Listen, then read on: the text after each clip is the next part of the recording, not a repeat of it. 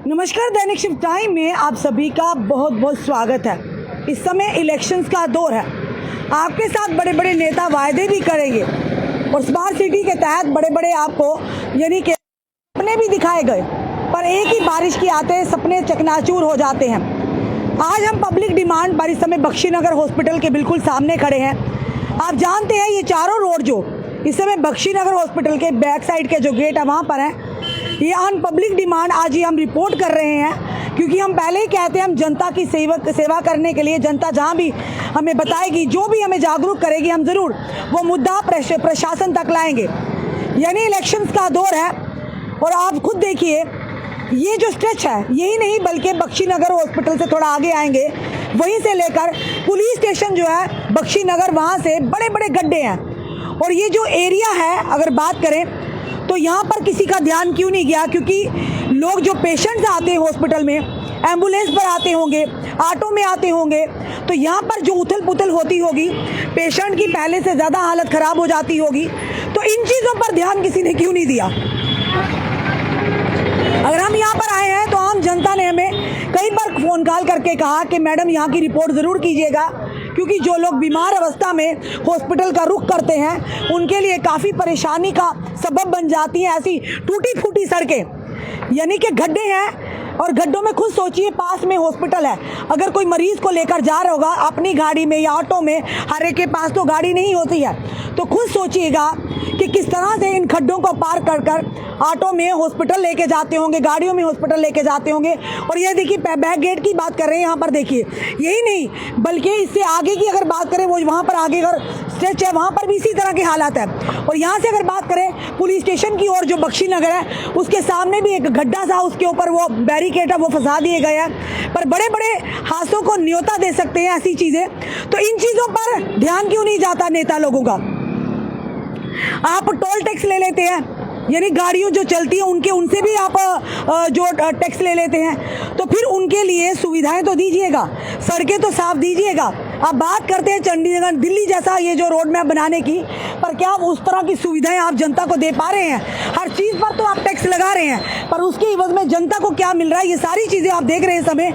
ये बिल्कुल बख्शीनगर हॉस्पिटल की ही ये बैक साइड पर हम आए हुए हैं, यहाँ पर बाहर रोड के ऊपर, उसके सामने आगे भी है ये हालात है। यहाँ पर जनाब मरीज आते हैं और गाड़ियाँ जो ऑटो में आते हैं, आप तो अपनी कन्वींस में आते होंगे, टू व्हीलर में आते होंगे, और मरीज को कहीं भी लेकर जाते होंगे, तो ये हालत देखिए सड़कों की।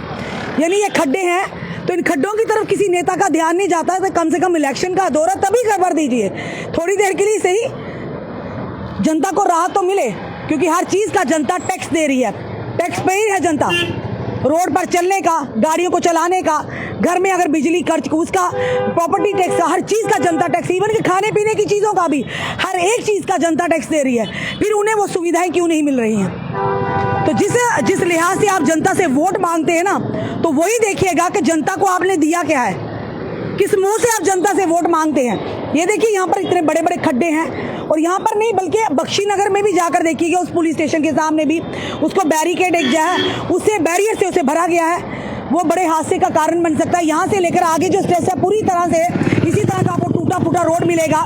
पर वहीं पर पास में अस्पताल है, कोई प्रेग्नेंट महिला को लेकर जा रहा होगा, कोई अन्य बीमारियों से ग्रस्त मरीज को लेकर जा रहे होंगे, तो क्या इस तरह की सड़कें होना, ये खुद बताइए कितनी बड़ी शर्म की और अफसोस की बात है। आप मूलभूत सुविधाएं तो जनता को दे नहीं पा रहे, अच्छी सड़कें तो दे नहीं पा रहे। स्मार्ट सिटी की बात तो आप करते हैं, और स्मार्ट सिटी एक ही बारिश से आते स्मार्ट सिटी की पूरी तरह से पोल जो है खुल जाती है कि लोगों के घर जो है नाली और नदियों में तब्दील हो जाते हैं, सड़कें जो है वो बड़े बड़े यानी नदी नालों में तब्दील हो जाती हैं।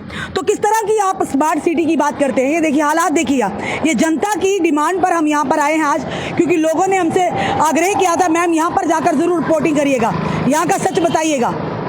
शायद आपको छोटी छोटी चीज़ दिख रही होगी, पर यही छोटी चीज़ें जनता के लिए घातक साबित हो सकती हैं। और ये चीज़ें बिल्कुल अस्पताल के आसपास है, मरीज आते हैं, लोग अपनी गाड़ियों में, सबके पास तो गाड़ियाँ नहीं, ऑटो में आते होंगे, टू व्हीलर पर आते होंगे, और यहाँ पर देखिए खड्डों में किस तरह से हिलडुल करके मरीज और ज़्यादा बीमार हो जाता होगा। तो हमारा काम था, जनता जहाँ भी हमें बताएगी हम उस चीज़ को ज़रूर उजागर करेंगे, क्योंकि जनता हमारे लिए सर्वोपरि है।